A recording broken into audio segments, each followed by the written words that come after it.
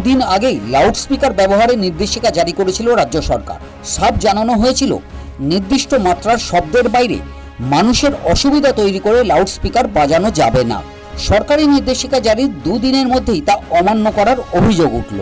ধর্মীয় স্থল থেকে আসা মাইকের আওয়াজ নিয়ন্ত্রণ করতে বলায় শুক্রবার সন্ধ্যাবেলা রণক্ষেত্র হয়ে ওঠে আসানসোল উত্তর বিধানসভা কেন্দ্রের জাহাঙ্গীর মহল্লা এলাকা।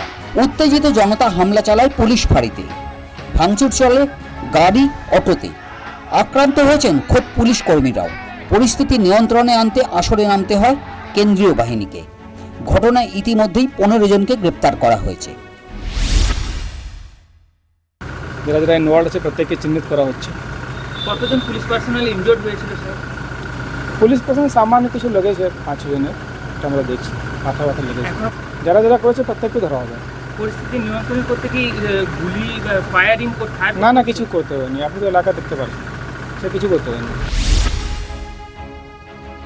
আসানসোলের অশান্তি নিয়ে মুখ খুলেছেন খোদ মুখ্যমন্ত্রী শুভেন্দু অধিকারী।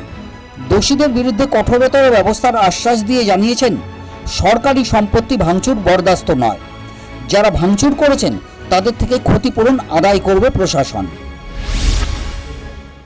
जो लोग फाड़ी को तोड़फोड़ किया है, हमारी कानून है प्रदेश में, एक कानून लागू होगा। तोड़फोड़ करने वाला का खिलाफ तो पुलिस कस्टडी, रिमांड, इंटरोगेशन वो तो होगा ही होगा।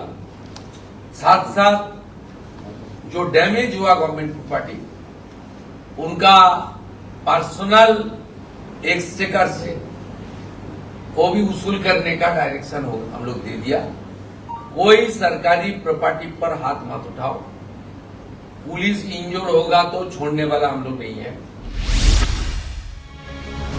শনিবার সকালে অবশ্য পরিস্থিতি নিয়ন্ত্রণে রয়েছে। মোতায়েন রাখা হয়েছে কেন্দ্রীয় বাহিনী। আকাশে ড্রোন উড়িয়ে চালানো হচ্ছে নজরদারি। এদিকে শুক্রবার সন্ধ্যায় মাইকের আওয়াজ নিয়ন্ত্রণ করতে বলায় যেভাবে উত্তেজনার পরিস্থিতি তৈরি হয়েছে তাই নিয়ে মুখ খুলেছেন রাজ্যের পুর ও নগর উন্নয়ন মন্ত্রী অগ্নিমিত্রা পাল। জানিয়েছেন মানুষের অসুবিধা হলে মাইকের আওয়াজ নিয়ন্ত্রণ করতে হবে, অন্যথায় ব্যবস্থা নেওয়া হবে। দেশে যদি থাকতে হয় তাহলে ভারতীয় ন্যায় সংহিতা পালন করতে হবে, মেনে চলতে হবে। আর ভারতীয় ন্যায় সংহিতাতে যা যা লেখা আছে সেটা পালন করতে হবে। যতটা অ্যালাউড স্পিকার, সেই অতটা অ্যালাউড স্পিকারে ওই আওয়াজেই স্পিকার চালাতে হবে। আপনি যে কোনো ধর্মের মানুষ হতে পারেন, আপনার উপাসনালয় যে কোনো হতে পারে, আপনার রাজনীতির রং যে কোনো হতে পারে, কিন্তু তার সাথে আইনের কোনো ফারাক হবে না। উল্লেখ্য, সম্পত্তি ভাঙচুরকারীদের থেকে ক্ষতিপূরণ আদায়ে 2016 সালে আইন এনেছিল রাজ্যের তৎকালীন তৃণমূল সরকার।